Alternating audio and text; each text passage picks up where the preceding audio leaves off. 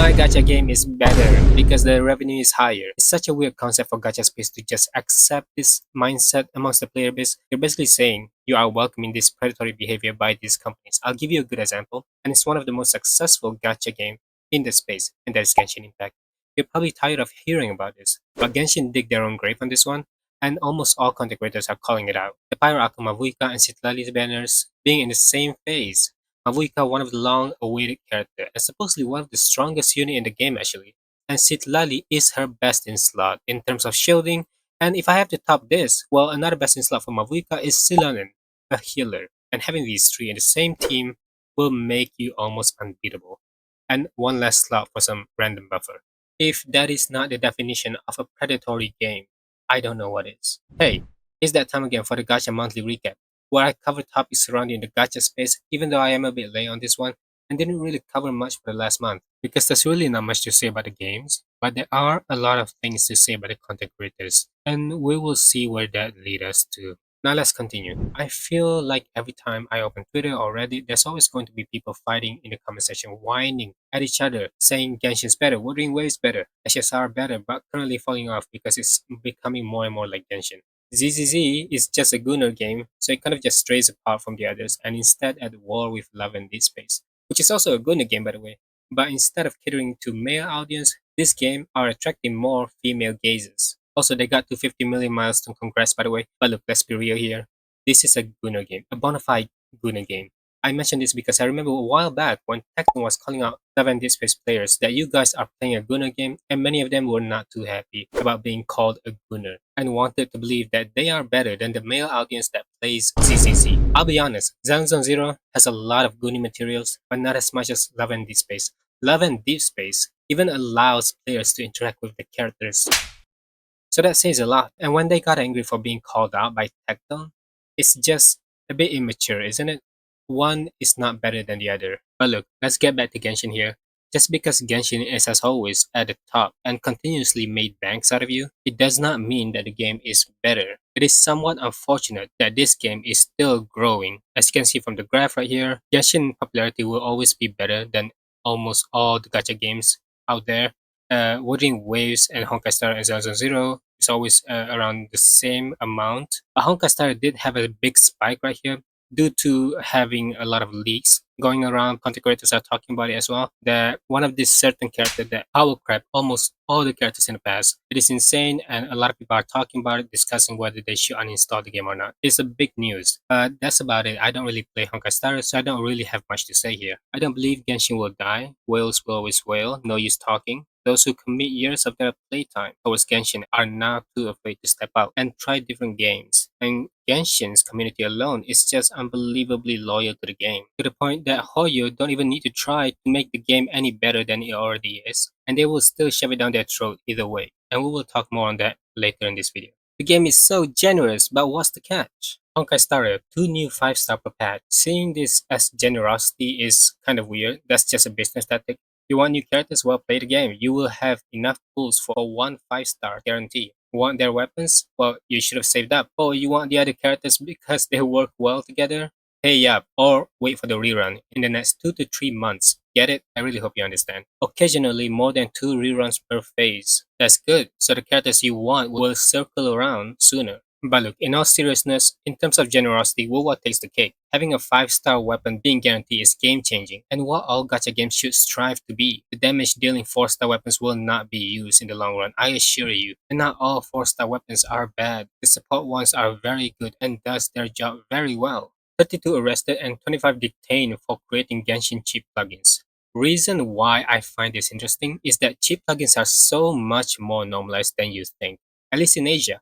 If I were to look up Genshin Impact in some online shopping app, I will see some merch here and there, people selling icons that you can choose what standard or limited 5-star characters that you want. Depends on how much you want to spend. Limited is obviously more expensive. And then there's these bunch where they will say 100% your mad. Sometimes they even go as far as to put price tag on this exploration. For example, Mondstadt being the easiest, so it costs about $5. Liyue Sumeru Natlan, $20, $30, $50, but all includes finding all chests and even finishing their quests. And doing this requires the quote-unquote sellers to either suffer through the pain of no skip button at all, a slow-paced exploration, or cheat.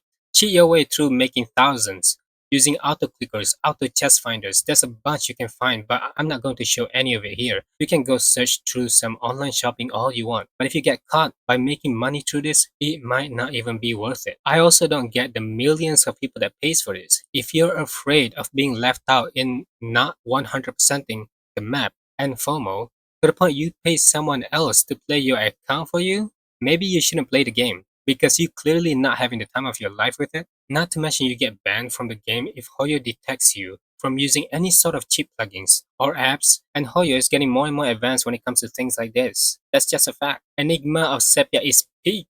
With character designs like these, you will never need collabs. Oh boy, when I first saw this, I just can't help but think, how are they getting away with this? It is so plainly obvious which character series these are from is crazy. Deku is this Lyra character, Nova being Luffy is pretty obvious, the Straw Hat. This is Eren, Livia, or Levi. I believe this is Trafalgar D. Law from One Piece. Roro Noah Zoro, Nora Zoro. Oh man. But hey, at least we get to see our favorite shonen boys gender band. Very nice. Duet Night Abyss beta started recently. Look, I thought the same for Arknights, saying that this game is kinda ass, but was proven wrong. You can see the gameplays in YouTube now, loads of guys' contents already, and it looks pretty similar to Warframe, but anime, I don't find it particularly all that interesting yet, but we'll see. Here I just want to show you how generous our favorite gacha game is now, giving about 57 pulls for the free-to-play. Here is the ZZZ, Zenexon Zero, giving over 130 limited pulls. Insane, right? And then there's Wuthering Waves, over 100 pulls, including weapon banned currency.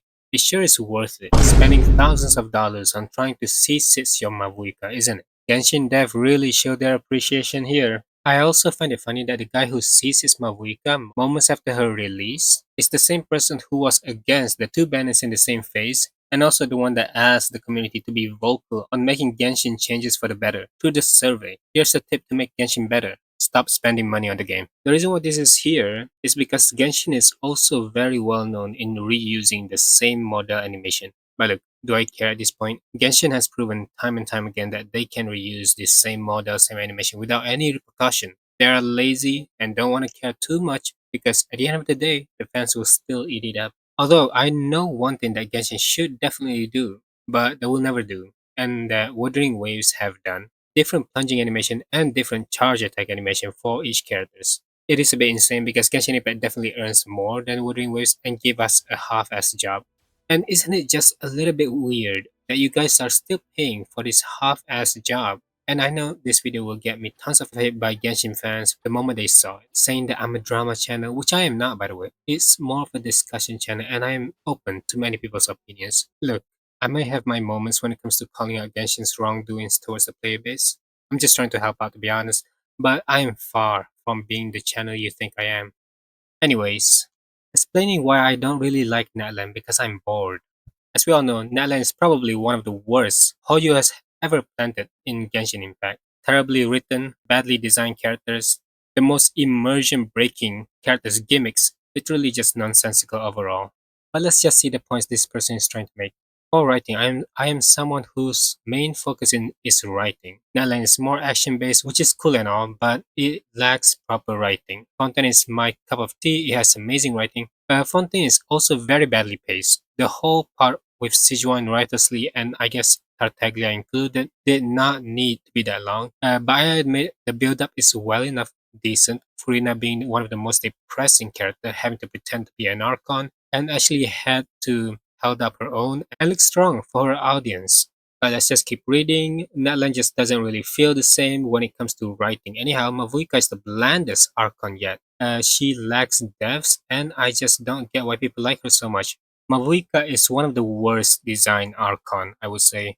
Her wearing a spandex makes no sense with a zipper all the way down between her thighs. And using a motorbike that came out of nowhere just makes no sense at all, and it shouldn't even be a thing in the fantasy world like Genshin Impact. I really don't know what they were thinking about this. Anyways, lack of melanin. I'm assuming this person wants more dark skin character. Probably not gonna happen anytime soon though, other than Yansan. But this is a Chinese gacha game, and China's beauty standard is a pale white skin, unfortunately. and Hoyo is here to make us selling. Anyways, Cheska's pants design are hideous. Her whole feature is ugly. Cheska is an overall ugly looking character. Let's skip over this. I don't want to talk about it anymore. Let's go over the new Wuthering Waves endgame. And the new Wuthering Waves endgame, I'm really glad that a lot of people are talking about this. The new endgame sucks. There was so much build up went into this endgame, and turns out the real endgame were the fishing main event. It is fun, but that in its own will probably be boring for a lot of people if were to experience in the long run. There are actually quite a few who complain about the new endgame though. Thank God. Surely the message will reach Kuro games. The content literally contains one of the worst combat event, Pincer Maneuver, but as pan. I will not be explaining what Pincer Maneuver is in this video. There's a bunch of videos I made that contains the information, or you can just watch other CCs to understand. That will be good as well. Also, to make the situation all the worse, the best endgame content, the Depths of Lucigram, one of the best endgame content, has been shrunk temporarily into some weekly mini event, but not really. The content became harder and very stalling-ish, and the rewards have been lessened, reduced to ashes. Absolutely horrendous. I say temporarily because during the livestream they did mention that they are reworking the Elusive Realm. I don't know why, because I really do like the Elusive Realm as it is already. Here are the rewards that you'll be getting through the Whimpering Ways, the new endgame. The first 800 is easy to get and won't respawn anymore once you finished it. The other two will be almost the same amount as the Tower of Adversity. I know, mind blown. It's bad. It really is, because Tower of Adversity is miles better than whatever this is, to be honest. But that is my opinion. It does give like 100 strikes more. So if you're satisfied with that amount, good for you. Me, on the other hand, Depths of Lucy Realm, miles way better. I would love to have that back rather than whatever this thing is. Mentioned this way too many times already in my channel. Instead of us having a proper discussion, my video will only be flooded with me being called ungrateful. I believe my reasons were valid just by saying that the tuners are completely useless and that once you level up your echo, the stats should just immediately be revealed. Or Kuro could consider giving us more EXPs and tuners rather than echoes that we can't level up. I hate to say it, but they're starting to feel the same. I still play Genshin to this day. Not as much. Kind of open the game once or twice in a week at this point. But Dainsleaf used to be the character that we all kind of hoping to come sooner. But with Snezhnaya being pushed back and Natlan will stay a lot longer, Dainsleaf, Skirk, Saritsa, probably years to come. So maybe I won't be playing Genshin, who knows. But Geshu Lin, on the other hand, I love this guy's design. He looks great. I think he looks mature and grim, very fresh. In some ways, I hope during his release we get him in short hair. Who knows, maybe in the future he just decide to cut his hair through the story or something. Just hoping, because I'm a sucker for a short hair man than long hair. We got too much of that in Genshin already, and then we also have Kakaro long hair and with Jian with long hair. We need more Shangliaos. Just a little stuff I want to call out Genshin on right here. I think this is just very, very sad. A lot of people in the comments are saying this is around 30 USD, 9080 plus 260 Genesis to get wings if you pay 30 bucks. And we get 3 useless items and a glider that is tailor-made for Linny. By the way guys, in Wuthering Waves we can literally fly. Saw this in Twitter. Dawei cried on stage, said he went all around the world asking Genshin players about their satisfaction and issues with the game, only to end up making half-ass QOL changes, even more terrible traversal, which is the Natlan stuff, right? Grappling, the underground thing, and the flying mechanic with a terrible stamina bar. Absolutely. I'm still not actually listening to the players' feedback. Dawei messed up big time when he cried on stage. It's weird, you know. During his presentation here, everybody surrounding him was like, "Oh, brother, this guy stinks!" when he started crying. But here in the internet, yeah, it's just kind of embarrassing. Multi-billionaire crying. Let's put that aside real quick and see what impactful change Dawei made to Genshin after this crocodile tear of a moment. This is the most recent ones I can find that is officially stated by Hoyo themselves and not leaks. I could go into leaks, but I don't feel like it. Training guide upgraded again, no more getting lost when leveling up characters. So now we made leveling up characters easier. The moment we get characters, we will have notifications of you will need some book CSP, these amount of moras that you need, this is how much stamina you need to get them. This is where you collect characters, mats, bosses, etc. It is very basic stuff, and it's not like people can figure this out on their own already, but Genshin wants to hold your hand in getting through to some of these things. And I must say, a bit insulting to the players actually, because now it really does seem like you are a baby getting babysit. It's just odd. all-round display of level up materials. This looks to me, well, more hand-holding by Hoyo, telling you that you don't have enough mass yet to level your character, so do you want to continue using resin in this domain? And here we have material sorting display optimized for easier understanding. This really is a complete useless optimization. What they should have done is not this, is to increase drop rate. That would have made their players appreciate the game even more. Weapon interface optimization. Added recommended secondary attributes function. Look, I'll be honest, I do not give a damn if you recommend me what weapon to use on any of these characters.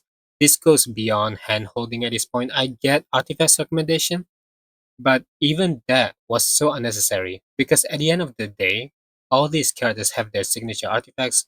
Sometimes these characters use HP percent combined with HP percent, sometimes attack percent, and on all three main sets.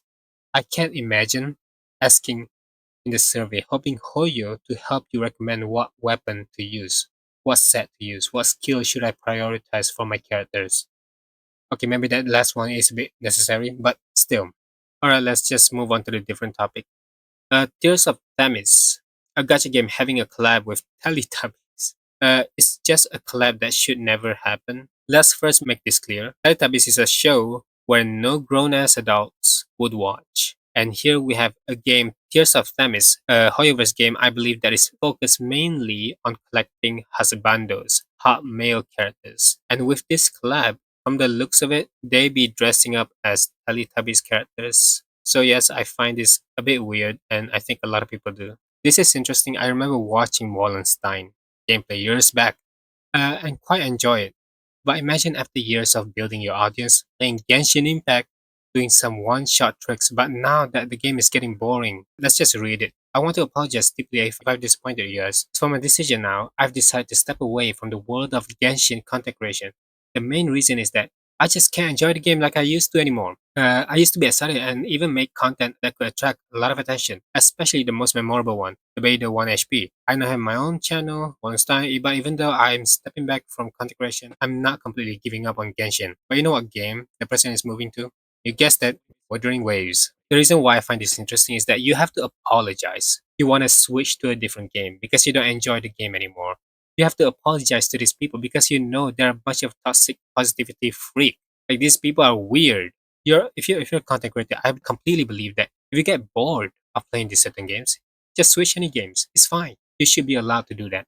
You don't need to apologize. You don't need to make this statement at all. But they had to because it will hurt these people's feelings. Sucking on Tecton's weenie. No one cares.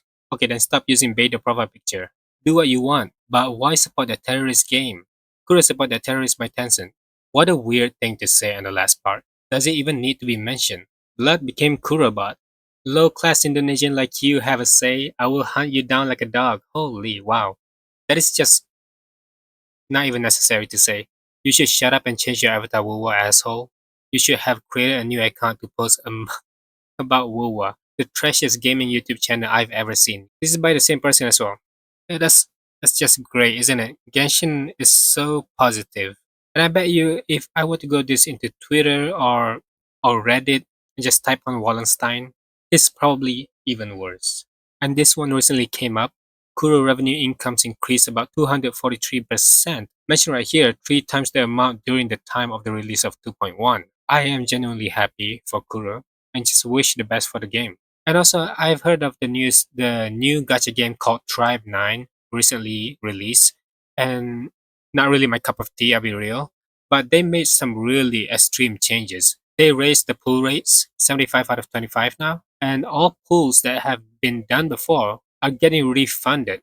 That is just insane. But yeah, that's about it. If you enjoyed the video, consider to like and subscribe to the channel, and if you have anything to add up or anything at all I should have brought up into the video, leave it in the comments below. I'll be sure to respond to each and every one of you. Thank you for watching.